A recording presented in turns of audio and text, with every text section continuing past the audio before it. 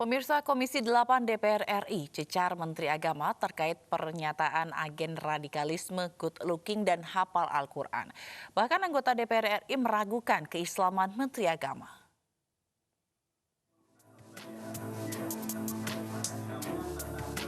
Komisi 8 DPR RI meminta Menteri Agama untuk mengklarifikasi pernyataannya tentang agen radikalisme yang good looking, pandai berbahasa Arab dan hafal Al-Quran. Pernyataan ini disampaikan langsung oleh Ketua Komisi 8 DPR RI, Yandri Susanto, dalam rapat kerja dengan Menteri Agama Fakhrul Razi.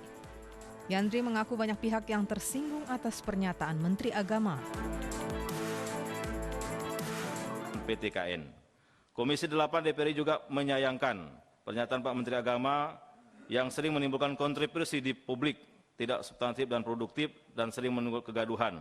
Dari mulai pernyataan larangan cadar, celana cingkrang, dan yang terbaru ungkapan Pak Menteri Agama Republik Indonesia bahwa institusi pemerintah memiliki banyak peluang untuk disusupi paham radikal.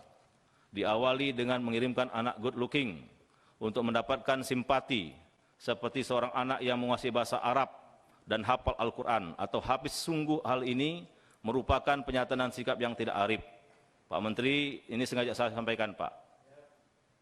Banyak sekali ulama-ulama yang menghubungi kami, pondok-pondok pesantren yang memang mencetak hafal Al-Quran, Pak, termasuk pondok pesantren kami. Dan termasuk keluarga saya banyak juga yang hafal Al-Quran, Pak. Rasanya tersinggung sekali, Pak, dengan pernyataan Bapak seolah-olah menarasikan orang yang hafal Al-Quran itu radikal. Orang yang pandai berbahasa Arab itu radikal, Pak. Jadi saya kira ini penting, Pak, disampaikan di tempat mana yang radikal itu, Pak. Menanggapi hal ini, Menteri Agama menyatakan bahwa pernyataannya terkait dengan radikalisme dibawa oleh orang yang good looking, ia sampaikan di acara internal ASN. Nah, tentang masjid saya sampaikan itu kembali karena ini ngomongnya internal ASN, saya bilang pengurus masjid hendaknya berasal dari ASN, jadi jangan dari luar ASN karena akan riskan. Kemudian waspadai penyusupan kalau ada paham-paham radikal. Memang saya sebut paham radikal itu biasanya masuk dengan memasukkan orang. Kalau orang punya niat tidak baik memasukkan paham radikal ke masjid, masukkan dari anak-anak yang orang pemuda yang punya good looking, punya pengetahuan agama cukup baik, bahasa Arab cukup baik, sehingga orang akan tertarik, kemudian dia mungkin setelah itu mulai mengembangkan ajarannya.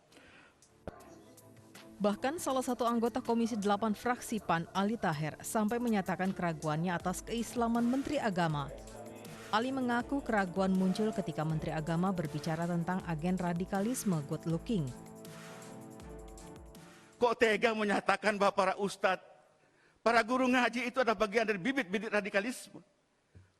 Apakah itu betul atau tidak? Soal nanti Pak Menteri mengklarifikasi. Tetapi publik sudah menyatakan itu. Sampai saya bertanya, Pak Menteri Agama Islam atau bukan? Saya mohon maaf, perasaan suuzon sebagai seorang tidak boleh sebenarnya. Tapi ada perasaan tak enak. Sebelumnya pernyataan Menteri Agama tentang agen radikalisme yang good looking menuai kontroversi. Banyak pihak yang menilai Menteri Agama terlalu menyudutkan salah satu agama. Tim Liputan iNews melaporkan. Gelar perkara kasus Pinangki Sirna Malasari dilakukan tertutup. Gelar perkara dihadiri perwakilan KPK, Bareskrim, Kementerian Polhukam, dan Komisi Kejaksaan.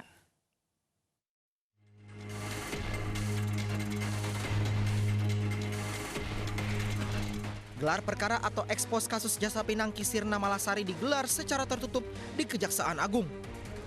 Meski digelar tertutup, gelar perkara dihadiri perwakilan KPK, Bareskrim, Kementerian Polhukam, dan Komisi Kejaksaan. Gelar perkara dipimpin langsung oleh Wakil Jaksa Agung. Menurut Jampitsus Ali Mukartono, gelar perkara dilaksanakan secara transparan dan tidak ada yang ditutup-tutupi. Kejagung juga meminta masukan dari perwakilan yang diundang termasuk KPK untuk bisa segera menyelesaikan perkara merusak marwah Korps Adiaksa. Dengan adanya gelar perkara ini, maka membuktikan bahwa Kejaksaan tidak pernah menutupi penanganan perkara ini. Kenapa baru sekarang? Ya karena sekaranglah bahkan untuk digelar itu sudah mencapai 80-90%. Kalau di awal kalau kita lakukan gelar, ya kita tidak bisa gelar apa materinya. Sementara itu, menurut Ketua Komisi Kejaksaan Barita Simanjuntak, ekspos yang digelar secara tertutup untuk publik ini telah membeberkan fakta-fakta dalam kasus yang menjerat Jaksa Pinangki secara transparan.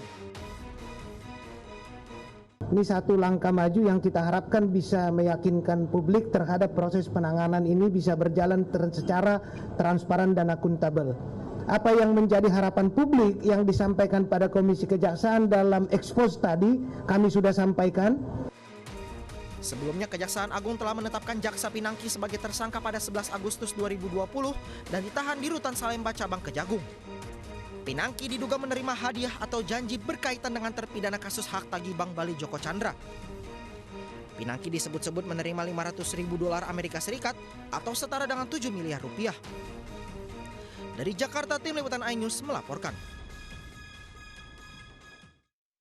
Pengadilan Negeri Denpasar memastikan sidang tersangka IGD Ari Astina alias Jering akan dilakukan secara daring. Keputusan ini sekaligus memastikan penolakan terhadap permohonan sidang tatap muka yang diajukan kuasa hukum drummer band Superman Is Dead itu. Pengadilan Negeri Denpasar sudah memutuskan sidang Jering akan digelar secara online, di mana majelis hakim, jaksa penuntut, kuasa hukum, serta terdakwa akan berada di tempat terpisah.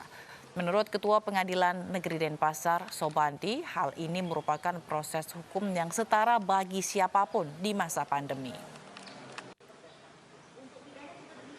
Dari pengacara Jering, Ketua Pengadilan tetap menyatakan sidang secara online.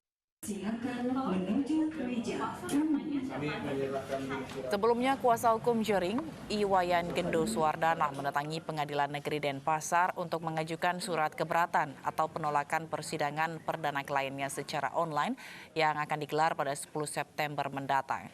Kuasa hukum Jering menilai persidangan online melanggar ketentuan hukum yang berlaku dan dinilai merampas hak asasi manusia dari terdakwa Jering sehingga merugikan Jering untuk mendapatkan haknya atas pengadilan yang bebas dan tidak memihak.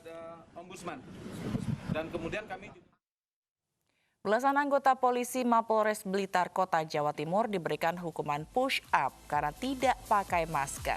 Selengkapnya sesaat lagi, jangan kemana-mana. Kami akan segera kembali.